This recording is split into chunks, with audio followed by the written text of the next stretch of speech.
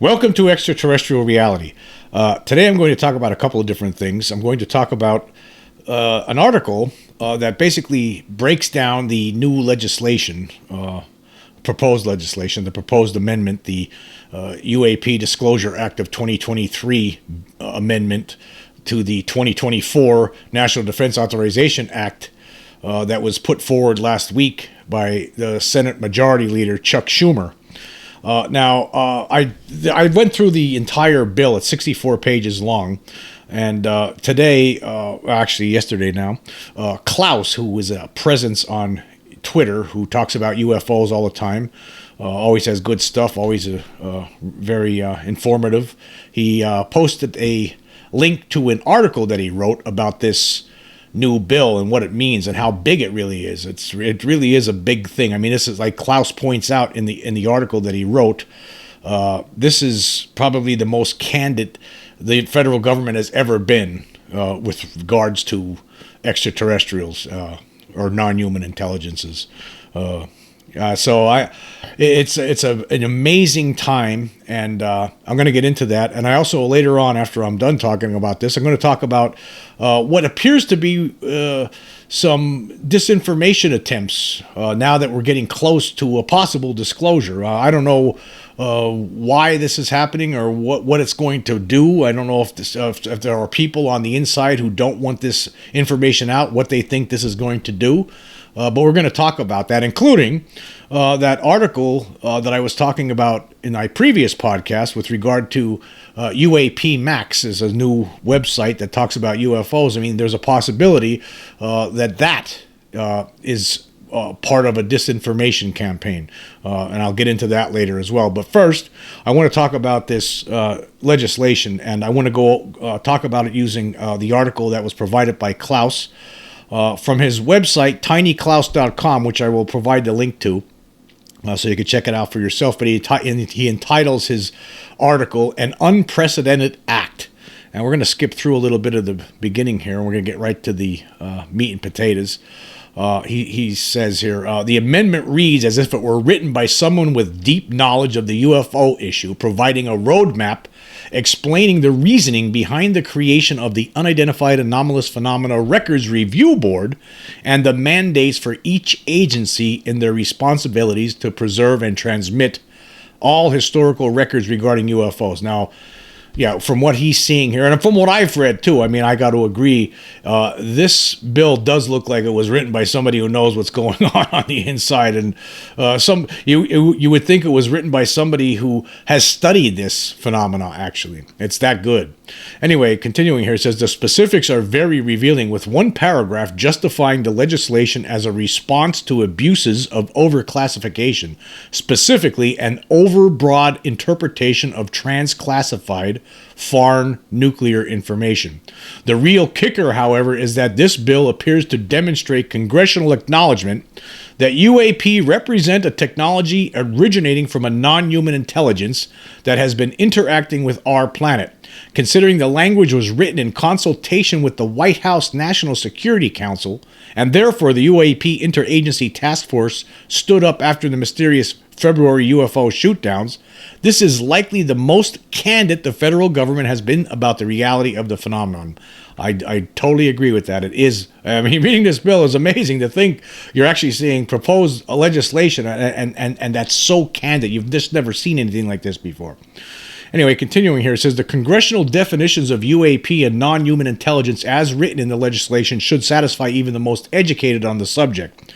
For example, the government defines legacy programs, UFO crash retrieval and reverse engineering projects that have spanned decades over several presidential administration as follows. And here's directly from the bill. It says, from the proposed amendment, it says the term legacy program means all federal, state, and local government, commercial industry, academic, and private sector endeavors to collect, exploit, or reverse engineer technologies of unknown origin or examine biological evidence of living or deceased non-human intelligence that predates the date of the enactment of this act. Let me just stop there for a second. I mean, think about it. It seems to me like Congress, people in Congress know. They know.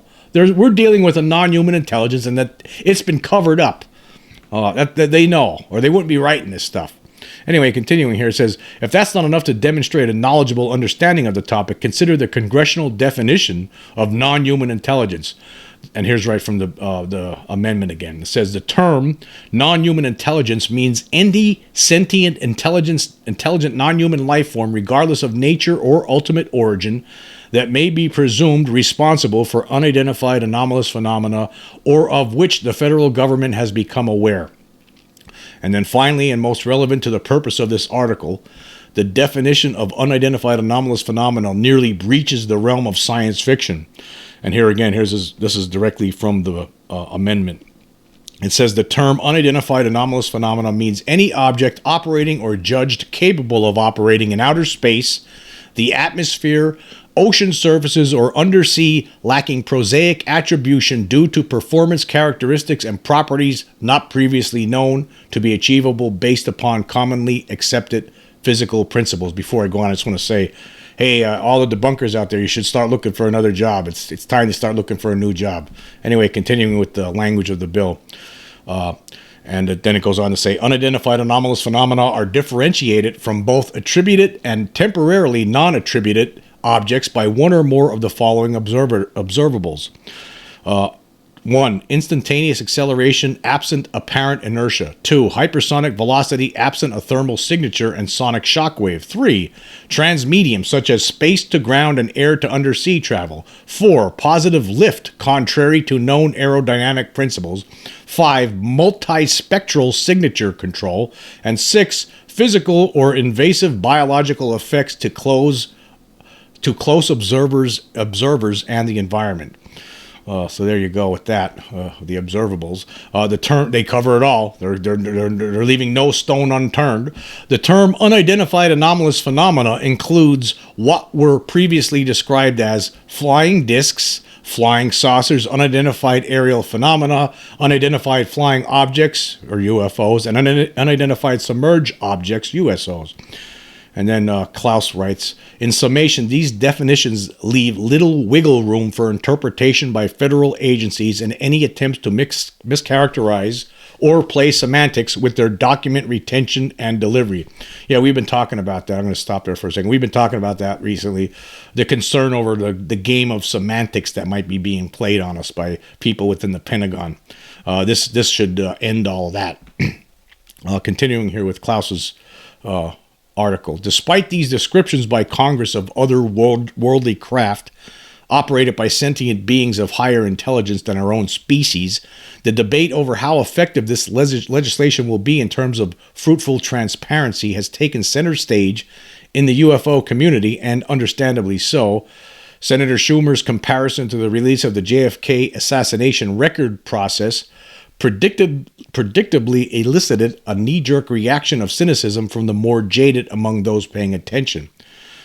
He said he's not going to debate that. He's not going to entertain that debate here. And then later on he goes, there is, however, an aspect of this legislation that is sure to be quite controversial and has already been dismissed by many as a pipe dream or socialist takeover of private industry. It appears that Congress, in coordination with the executive branch, will attempt to recover the UFO technology and potentially biological materials of intelligent non-human beings that was squirreled away in the private sector decades ago. In a single sentence tucked away toward the end of the bill lies perhaps the most extraordinary and contentious implications of this amendment. Under this section titled Disclosure of Recovered Technologies of Unknown Origin and Biological Evidence of Non-Human Intelligence, the United States Senate inserted bipartisan language expressing their intention to invoke eminent domain privileges over the private possession of UFO and biological materials. Here it is. This is the eminent domain passage that you can find in this bill. It says, the federal government shall exercise eminent domain over any and all recovered technologies of unknown origin and biological evidence of non-human intelligence that may be controlled by private persons or entities in the interests of the public good.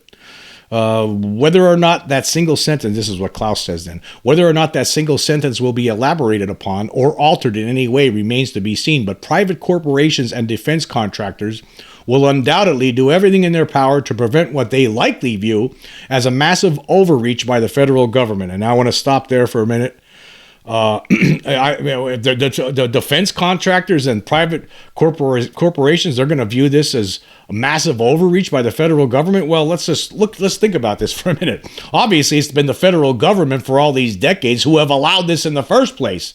So, I mean, and when things crash, I mean, there's no question that the Pentagon is involved in the recovery, right? I mean, it might be the private entities, the corporations and the defense contractors that get to study this stuff later on. But I mean, it's the government, right? I mean, the government has to be involved, or at least,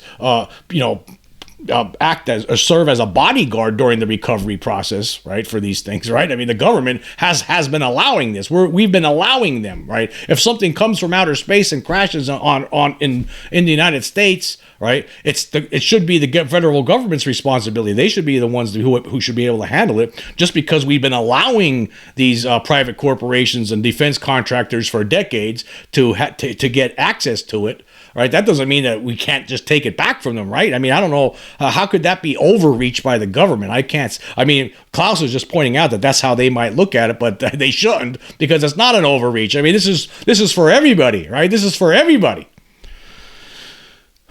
Okay, let's continue here. It says here, more Klaus here. He says, in fact, we may already be seeing signs of this with regarding the concerns from the military-industrial complex. An anonymous senior aerospace engineer employed in private industry, known mostly by his Twitter handle, Conderman, revealed the day before this legislation came out that there had been a serious shift in tone within his circles on the topic of UAP. He tweeted the following on July 13th. There's a sudden hard industry crackdown on all things UAP. All engineering teams, my company and a second I know of, told no press contact, including anonymously unnamed. All exotic materials or craft questions are to be referred to Arrow. I hope Kirkpatrick is up to the task. Sean Kirkpatrick, of course, the Arrow director. So yeah, we talked about this the other day, that these defense contractors are starting to refer people to Arrow anymore. Anyway, continuing here, Klaus writes, clearly the higher-ups in private defense became aware of this legislation shortly before it was announced and are taking it extremely seriously. The fact that they're directing media inquiries to the Department of Defense is quite telling and suggests that this caught them at least somewhat off guard. Yeah, why would they be doing this? If there's nothing to this, right? Why would they be doing this? Think about it, folks. This is almost like when you really look at this legislation and you think about what's going on right now. This is disclosure. I mean, this is as close to disclosure as you can possibly get. And we might get it next week on the 26th. We just might. There might be things that come up during that hearing, and maybe none of the stuff that I was talking about on my previous podcast either. But there could be other things that are coming up that end this whole thing. I mean, the fact that they're doing this. I mean, look at listen to the language. Read the language. Check out the whole bill for yourself, right? And definitely check out Klaus's article too. Check out his website. But check it out for yourself. I mean, this is the federal government putting this together. This is the Congress, the Senate Majority Leader putting this out. It's a bipartisan effort.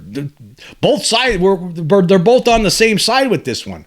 This is disclosure. Disclosure is happening right now. That's what's going on. There's a push. We're trying to get over the hump, and looks like we're just about there. It looks like to me. Anyway, let's continue here with this. How the Senate kept this language quiet until the day before it was released should also not be overlooked. The impact that had appears to have set executives scrambling, with the clause on eminent domain surely at the front of their minds. The impracticality of the government taking this action may be the most acceptable stance one could take, but my recent research tells me otherwise. There is a history here requiring nuance unsuitable for a 280-character tweet that will only attract low-effort, bad-faith responses. Now, yeah, Klaus gets into this Lockheed Martin history, which is filled with corruption and nonsense, and then it actually culminates here. I guess they got this loan from the government in 1971, and that could be the impetus for all the problems that we've been having over the past over 50 years now, I guess.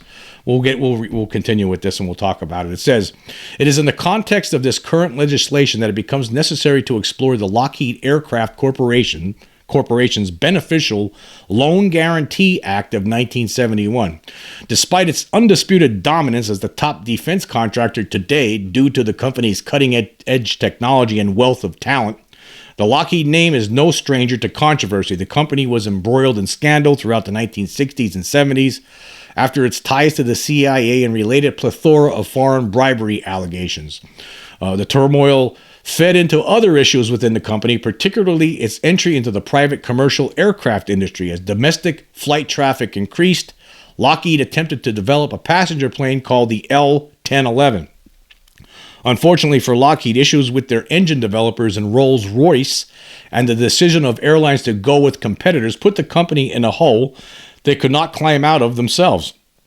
And then he takes a pause here to talk about there's a backstory with regard to Lockheed and how after World War II they got involved in paying bribes to Japanese politicians and in turn the Japanese politicians would buy planes from Lockheed, and we'll get into that right here. It says, anyone who has read my Black Gold series knows the story of the Office of Strategic Services, OSS, which was the former CIA, involvement with plundering Japanese gold and subsequent laundering of those assets into the international banking system to create a global political slush fund after World War II. This included setting up a fund to buy elections in Japan for far-right politicians in the counterintuitively named Liberal Democratic Party for the purpose of preventing communism at any cost. It turns out that Lockheed paid bribes to this same party through a company called Deakin Company, run by a former OSS officer, Nicholas Deak, in return for the LDP to buy their planes. Deakin Company was one of that was the Liberal Democratic Party, to buy their planes. Deakin Company was one of the leading United States non-bank foreign currency dealers, making transactions largely in gold and other precious metals. This clearly connects Lockheed to characters in this underworld of covert finance and operations.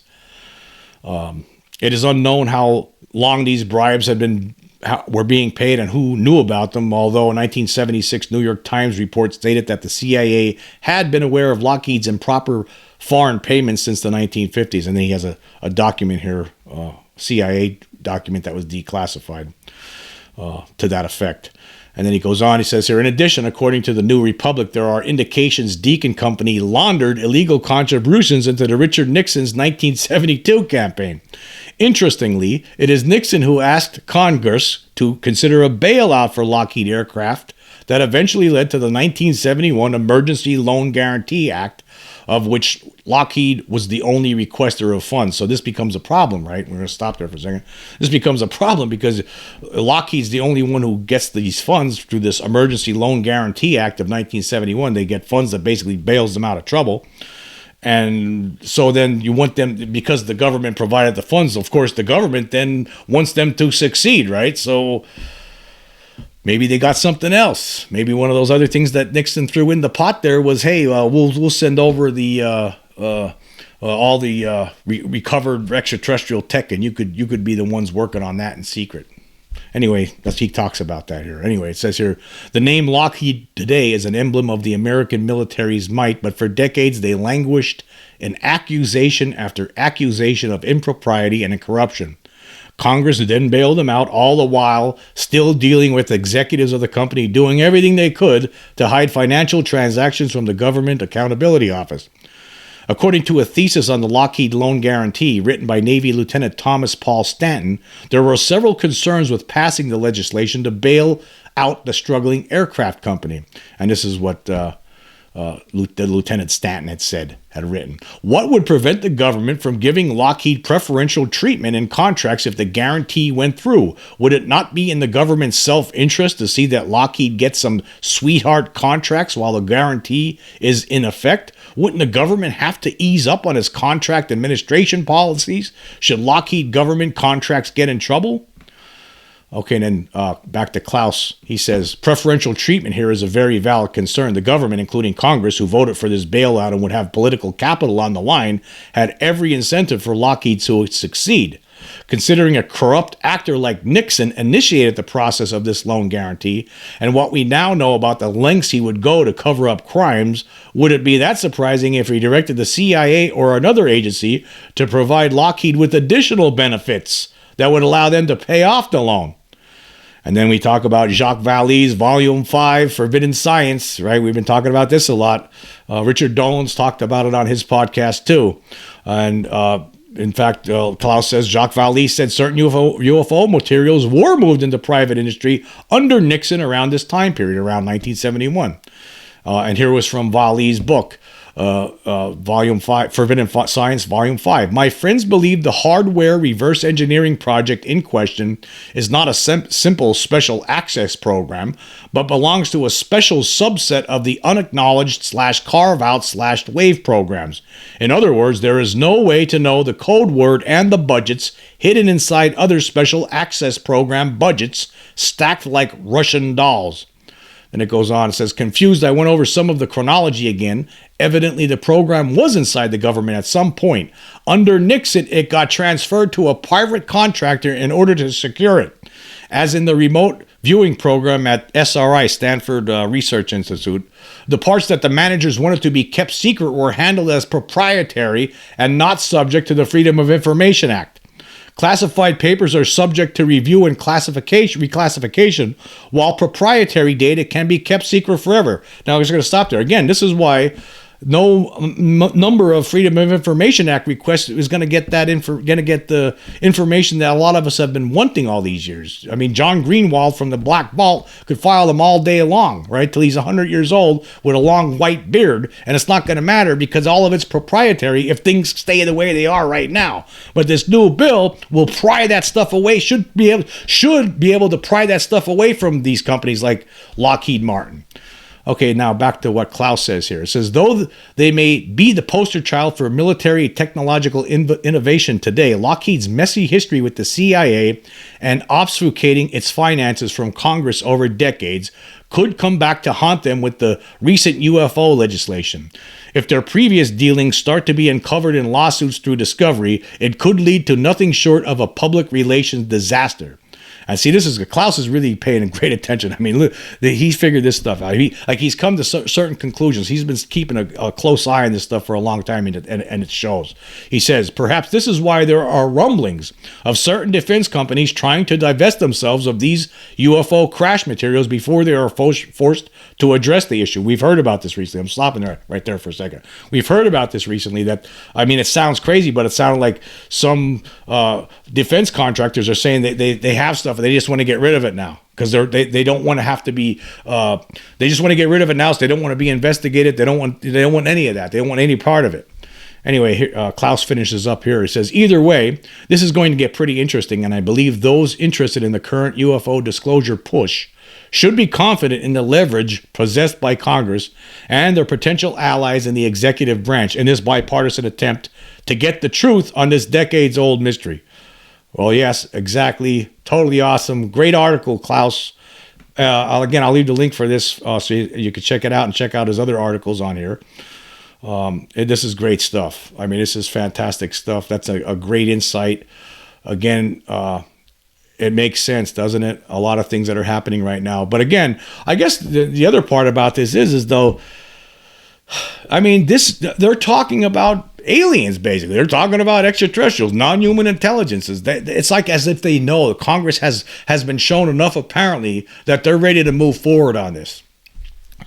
And it's getting really, really interesting. This is a great time. I cannot wait till July 26th. And by the way, speaking of July 26th, in my previous podcast, the Spotify version, I had a poll, and I had to take that poll down after a few hours because I had the wrong date on there. I had June 26th. I had an extreme brain fart. So if you voted on that poll, you might have to vote on it again if you want to go back and check it out. Because I corrected it. But unfortunately, there was like already 30 people who voted at that time. So I'm sorry. I apologize. But sometimes I'm a dummy too. You know, sometimes I suffer from dum-dumism. Just like some of the debunkers out there who suffer from, they have chronic issues with dummyism. So, yeah. But anyway, With regard to my previous podcast, I want to talk about something else. Now, I talked about, now here's this guy here. I'm going to pull this one up in a second. That will be Stephen Diener from Unidentified Alien Podcast. He had a post on Twitter. And this is with regard, I want to talk right now about that story I was talking about yesterday. Now, we don't know. I mean, I said during that podcast, I don't know if it's true or not. I mean, there was some guy who said he was contacted by one of the whistleblowers that's going to be talking on July 26th and was shown footage of a F-15 fighter getting disintegrated into ash by a Tic Tac operated by gray aliens, and that there was other video that he was shown of President Biden meeting with Grays and putting things in his ear and communicating without sound. I mean, again, all of that stuff, I mean, it sounds interesting. There was some things in there that sounded like it could be, that sound like things we talk about all the time, like things we speculate. And then there was other things that sounded really far-fetched, like the Biden meeting with gray aliens, and that this stuff is going to be shown, that kind of stuff is going to be shown at this hearing on July 26th.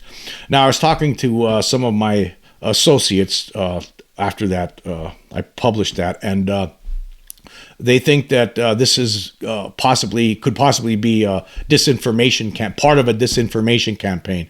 One of the people I was talking to indicated that it could be a mixture of. It sounded to him like it was a mixture of lies or of truth and disinformation, and so we don't know I mean, it's very possible that the guy who wrote that article really did talk to somebody, and maybe he was presented with some videos, but they might have been deep fakes. We don't know, or maybe the guy himself was just doing some disinformation. We don't know, but it could be part of a disinformation campaign. So everybody's got to be careful as we lead up to the July 26th meeting. Everybody's got to be careful, including people like me. All right. But again, like I just want to say, I pointed out that I don't know if that thing was true or not. I said some of it sounded good, but some of it sounded like I just have trouble believing that they would show videos like that during this hearing. I would love it if they did, but I have trouble believing that. But there was something else that came up on Twitter here, and this was from Stephen Diener of Unidentified Alien Podcast. And here's what he wrote, and this was, when was this published? This was just on July 15th. And he says, I've been struggling with this information for 24 hours, but if you're wondering why big-name politicians on both sides of the aisle are accelerating the UAP discussion, this is why. Now, somebody apparently contacted Stephen Diener and told him something, and I have trouble believing this. But apparently he believed it because he seemed like he believed it, but maybe the person he was talking to was very convincing. But then again, it could have been some sort of part of a disinformation campaign, contacting someone like Steven here, who runs a good UFO podcast, right? And tells them something and convinces them pretty much, possibly. I mean, it could be some of these things could sound convincing, but you have to be careful. All of us in the UFO community have to be careful. We have to wait and see what's going to happen on July 26th. We could speculate all we want. It's a lot of fun, just like that story I was talking about in that previous podcast. But I have trouble believing this. Well, anyway, I'll just play it for those out there who have not heard this. Listen to this. Hey, Stephen Diener here, Unidentified Alien Podcast, UAP. And I know I don't do a lot of videos, but I felt this was the best avenue to put this message out there. So here's what's happening. I'm going to try to be concise and everything and just let you know what I know. Regarding everything that's happened over the past 24 hours, I can't be the only one that's felt like that this is really progressed very quickly as far as discussions in Washington, D.C. A lot of big names talking about these things. So because of that, it led me in my curiosity to reach out to a couple of my sources. And after some conversations, I was given information about 24 hours ago that I've really been struggling with. And I've been thinking about this all day, about how to put this out there, if I should put this out there. Just be honest, this makes me really uncomfortable to talk about this and put this out in the open, because not that I wasn't supposed to say anything, I was actually specifically told to say something about it, but it's just uncomfortable because it's very unsettling information. So, and I don't want to be hunted down for it. But I hope that doesn't happen. But anyway, I feel like I need to keep my word and put this out there. So that's what I'm going to do. So, long story short, spoke with some of my sources last night, and I asked, this came up because I asked my sources, what is happening? Why does it feel like this conversation is being escalated so quickly in Washington, D.C.? What really made me curious was Senator Chuck Schumer, because I had never heard him specifically talk about the UAP issue before, and for him to just come out and say the people need to know what's happening with non-human intelligence, just, whoa, okay, where did that come from? So I ended up having this conversation with some of my sources, and I was made aware of some things that are happening behind the scenes. Now, this is going to be vague, and I apologize ahead of time because I can't mention names. I can't mention specifics of who told me this, where I got this from. So I completely understand if you think I'm full of it. Honestly, I'd rather you think I'm full of it, okay? I don't want you to believe me. If I'm being honest, I'd rather you not believe me. But this is the real deal, and that's why it makes me uncomfortable. So I just want to get that out there. When I was told by a source who is in the middle of conversations that I was made aware of last night, conversations about a strike force team or strike force teams that are in planning stages, made up of members. Gosh, this makes me uncomfortable. Oh my gosh. Made up of members of the Special Forces and the FBI, and some members from the Department of Justice. And this is happening from people on the inside, I guess you want to call them moles, whatever you want to say, who can't come out publicly, but they're sick of it just as much as you and I are, and some of the other whistleblowers who have come out. But their careers and their lives and their families are on the line, so they can't come out in the open about these things. So they're doing a lot of behind-the-scenes work, and that's what I was made aware of last night. I was made aware of conversations that are taking place. It's probably the best way I can put it. That these things are in the planning stages. Now, you might have heard about some of this about a 6-month time frame. That's not the case anymore. It is 2 months, and that's the part that really got me. Was 2 months. So this is today's July 15th, 2023. So we're talking mid-September that these strike force teams would go after different sites within the United States, the continental U.S., that are holding non-human intelligence, biological entities, bodies, crafts, technology. And the conversations that I've been made aware of go into a lot of specifics that were kind of surreal to find out about. I can say this part where they talked about needing information, needing lists of the non-human intelligence, the technology, the weapons that the special force teams may come across when striking against these black sites within the United States from any of the various companies. I don't know what companies they're going after. Your guess is as good as mine. If it's Lockheed, if it's Northrop, if it's Raytheon, BAE, maybe it's all of them. I don't know. I wasn't told the companies. But what I was told is that the strike force teams are in the planning stages. They have accelerated their timeline from 6 months to 2 months. They are planning on striking. Oh my gosh. They're planning on striking black site operations that are holding these technologies and these things secret. What they're worried about is, like I said, coming across weapons, advanced weapons that they don't know how to handle. So that's one thing that they are very concerned about. That's one thing that they are in the planning stages on how to handle. They do plan on arresting people who do not, witnesses who do not comply, and charging them with treason. So these are all very big things. Again, you may have heard about like a 6-month timeline thing. This is 2 months. Strike force teams going into these black sites, these companies who supposedly have this non-human technology, and they are going to take them down. That's their plan. And so coming back to what has happened over the past 24 hours and why the accelerated conversation is happening, that's why.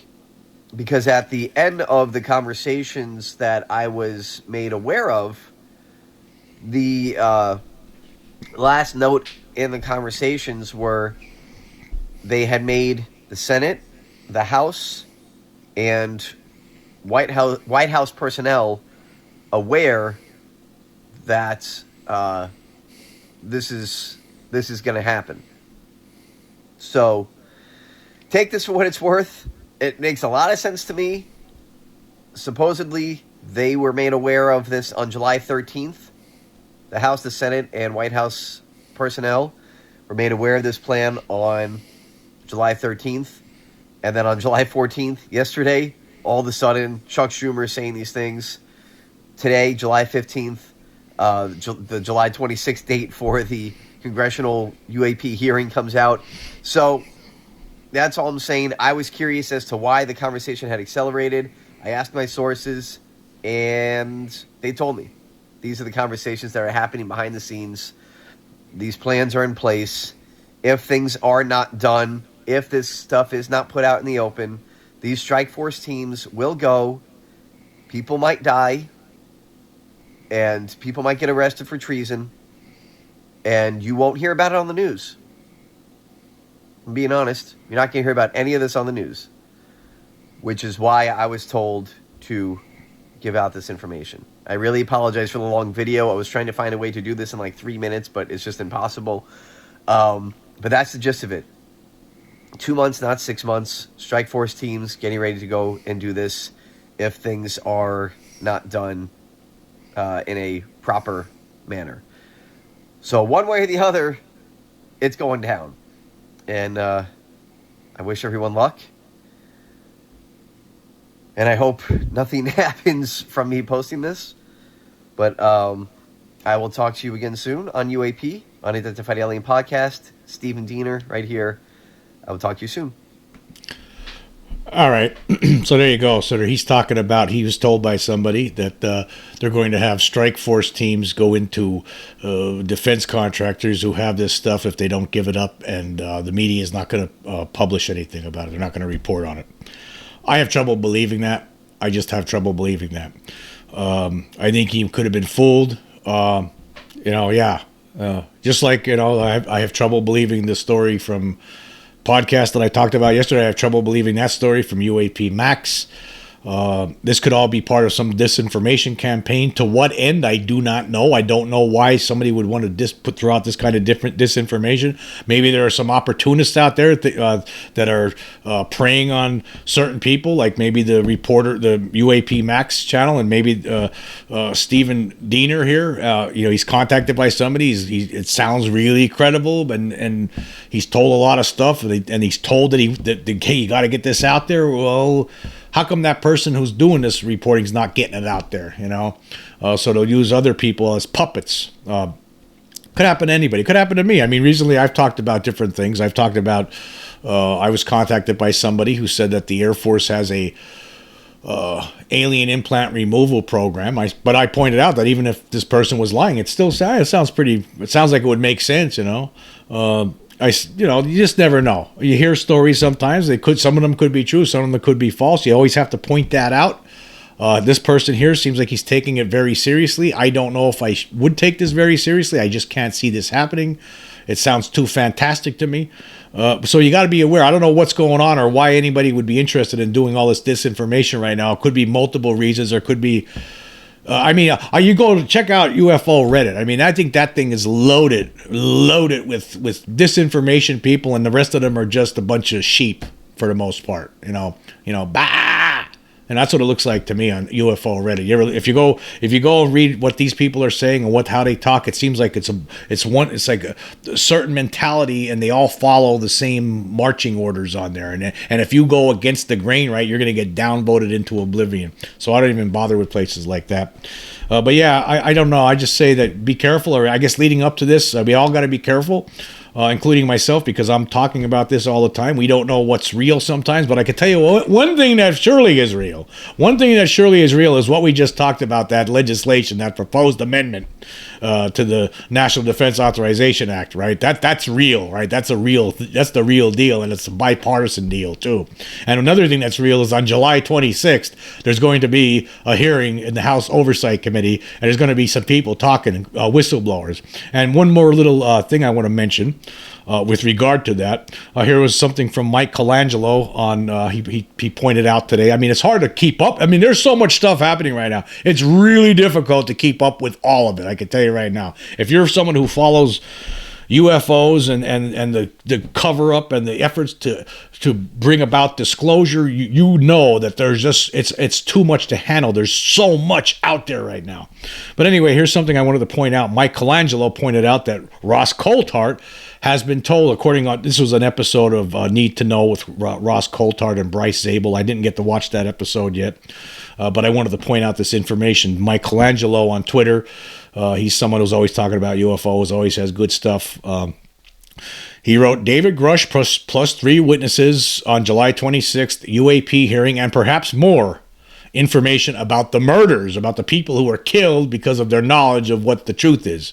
Ross Coulthart has been told that David Grush probably will be testifying on July 26th, along with 3 other witnesses. Coulthart also says that David Grush is prepared to name the individuals who have been murdered to protect the UFO secret if asked at the hearing. Now, let me just say, if asked at the... I mean, somebody better ask. I'm sure...